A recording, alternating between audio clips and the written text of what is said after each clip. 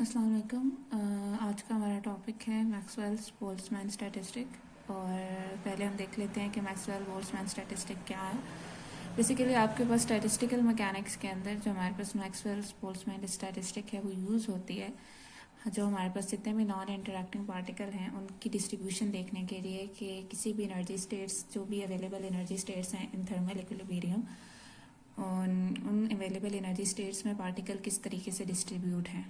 ठीक है, तो हमारे पास स्टैटिस्टिकल मैकेनिक के अंदर बोल्ट्जमैन स्टैटिस्टिक क्या डिस्क्राइब करती है कि जो एवरेज डिस्ट्रीब्यूशन है नॉन इंटरैक्टिंग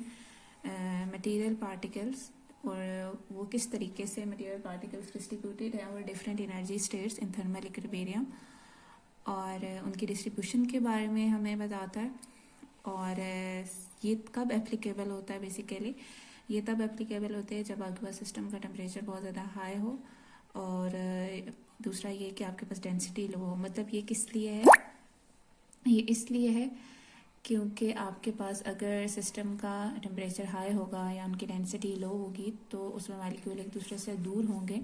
और इंटरेक्शन मिनिमम होगा। तो मैक्सवेल बोल्ट्जमैन स्टैटिस्टिक की कंडीशन है ये कि वो ऐसे सिस्टम्स के लिए अप्लाई होता है जहाँ पे आपके पास सिस्टम में पार्टिकल नॉन इंटरैक्टिंग हो और उनके जो वेव फंक्शन है वो आपस में ओवरलैप ना कर सकें और वो क्लासिकल पार्टिकल्स की तरह बिहेव करें और उनके जो क्वांटम मैकेनिकल इफेक्ट्स हैं वो नेग्लिजिबल हों, मतलब हम उन्हें इग्नोर कर सकें।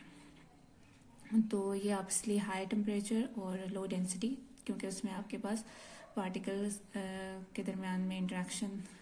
नेग्लिजिबल होता है या बिल्कुल नहीं होता और एक दूसरे से दूर होते हैं और हम क्वांटम मैकेनिकल इफेक्ट को इग्नोर कर सकते हैं। तो बेसिकली आपके पास अगर आपके पास एनर्जी ई आई है, लेट्स सपोज मिसाल के तौर पे कोई भी आपके पास एनर्जी स्टेट्स हैं जिनकी एनर्जी ई आई है और अगर आपने उनमें एवरेज या एक्सपेक्टेड, आपको पता है एक्सपेक्टेड का मतलब ये होता है एवरेज नंबर ऑफ पार्टिकल्स अगर आपने निकालने हैं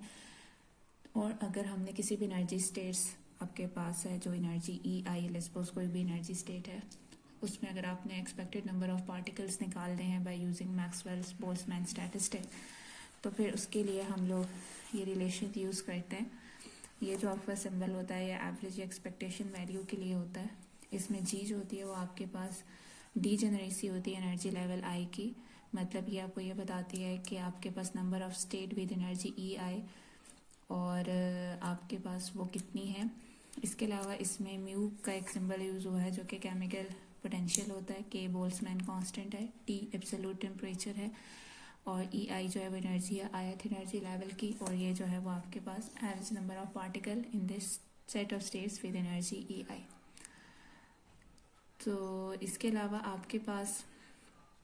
यहाँ पे इसको आप इस तरीके से भी लिख सकते हैं, ठीक है, और उसका भी मैं आपको रीज़न बता देती हूँ कि क्यों है। बेसिकली आपके पास जो है वो जो n होता है वो आपके पास होते हैं number of particle, total number of particle जो भी आपकी सिस्टम है जिसको भी आप डील कर रहे हैं, जिसके ऊपर आप मैक्सवेल बोल्ट्जमैन स्टैटिस्टिक लगा रहे हैं। तो अगर ith एनर्जी लेवल्स हैं सपोज और हर एनर्जी लेवल में कुछ नंबर ऑफ पार्टिकल्स हैं, तो वो जितने भी एनर्जी लेवल्स हैं और उनके अंदर जितने भी पार्टिकल्स हैं उन सब का जब आप सम करेंगे तो ऑब्वियसली वो आपको total number of particles they देगा। और आपको पता है कि जो पार्टीशन फंक्शन होता है, ठीक है, उसकी वैल्यू आपके पास किसके बराबर होती है। अगर आपके पास एक डीजेनरेसी फैक्टर आता है इसके अलावा आपके पास इसके बराबर होती है, ठीक है।